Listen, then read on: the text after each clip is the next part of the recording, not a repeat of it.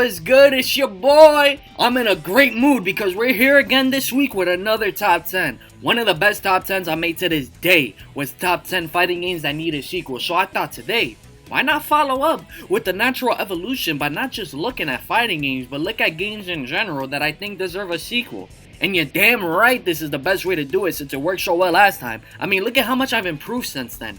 I might not have brought any of those fighting games back, but don't you worry, I tapped into the morphogenetic fields, baby. And I've gazed upon all the timelines for my future and past selves, and I have now entered the sacred timeline. These games I talk about today are all 100p going to release now, thanks to the morphogens coursing through my veins. This is big, nasty, coming through with the 1-2, looking at my top 10 games that deserve a sequel.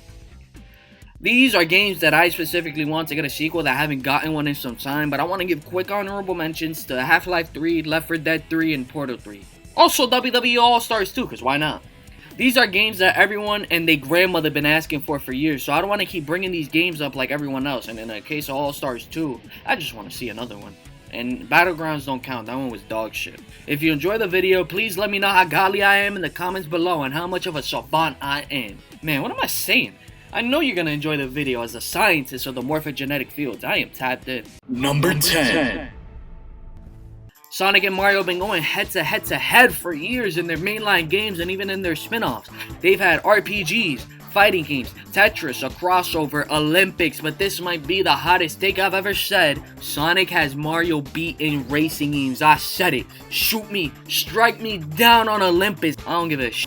I said what I said, and I said it because I can. Sonic All-Stars Racing and the sequel Transform are both classic, but one Sonic racer that I find absolutely legendary is Sonic Riders. Creative mechanics, fun cutscenes and characters, a high skill gap making the game even more fun, and a customization system that was way ahead of its time. There's nothing not to love about Sonic Riders in Zero Gravity with cool tricks, fun maps, and even character classes like zooming with Sonic, skating with Shadow, flying with Tails, or even blasting motherfuckers with Knuckles.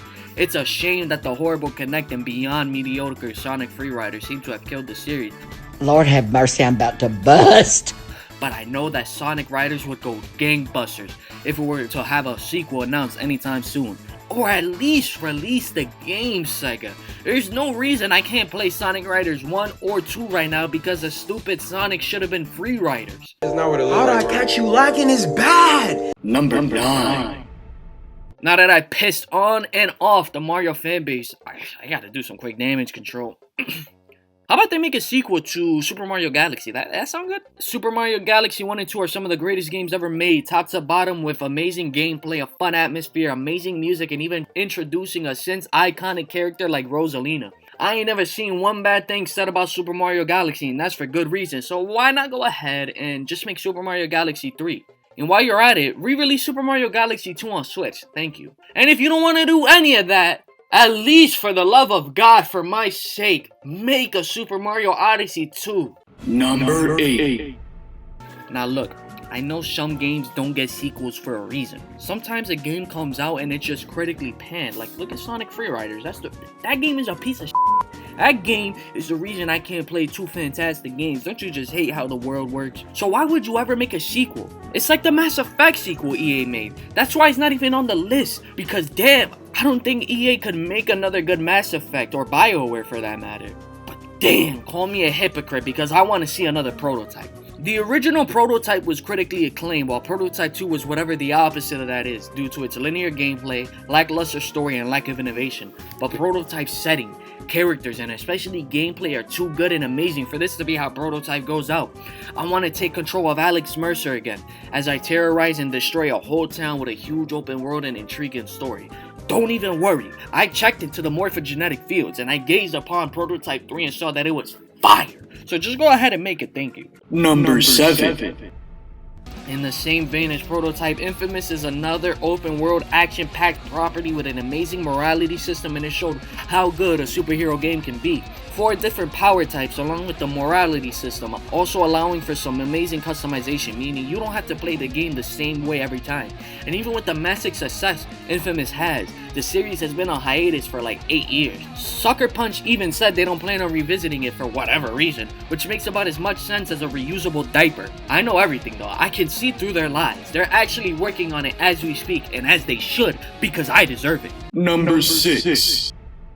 You want to hear about one of the most underrated games that got no sequel? Sleeping Dogs was an amazing open world game with great gameplay, an amazing story about an undercover cop losing sight of himself the deeper he looks into the gangs that plague the city.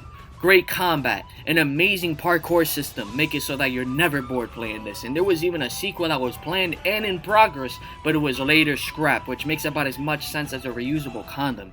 You see, cause it makes no sense at all, which must mean they're lying. They've been perfecting this game for years, and it'll release soon, don't you worry. Number 5. No matter how unlikely all the games on this list seem, they all at least got a tiny percent, like a little hair for a chance of coming out. But there is no chance, zero, zilch, nada, zejo, of a sequel being made to Metal Gear Rising. Nice argument, Senator. Why don't you back it up with a source? My source is that I made it the fuck up. Konami and Kojima's bad breakup aside, this game is pure action, adrenaline, and testosterone with the greatest soundtrack I've ever heard in a game and the best boss fights I've played as a beautiful backdrop. And that combo together already makes this one of the best games I've ever played, and I will do anything. Sell my soul, bite a dog, kiss a girl. I will do anything to make this work. Anything for this game to get a sequel so I can slice and let it rip with the biggest Beyblade fan in gaming. Number 4.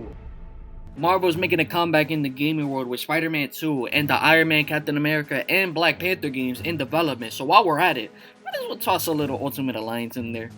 Ultimate Alliance is one of the great superhero games of all time, and Ultimate Alliance 2 is a personal favorite game of mine. And after almost a decade of nothing, Ultimate Alliance 3 released with fun gameplay and a massive roster, so much so that it may be my new favorite out of the 3.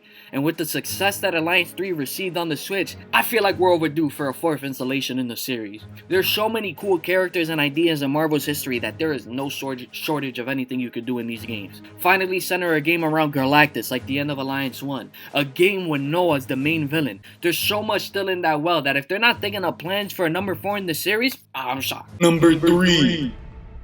And so, a massive outspoken community reveled in anguish for the moment they long awaited for. The one they begged, pleaded, and prayed for. And so they run outside and scream into the sky, only for their voice to be loud, yet as quiet as ever. They decide to run to the mountaintops, climb the slopes, rise the peaks, and reach the top. They see the lights, they gaze upon it.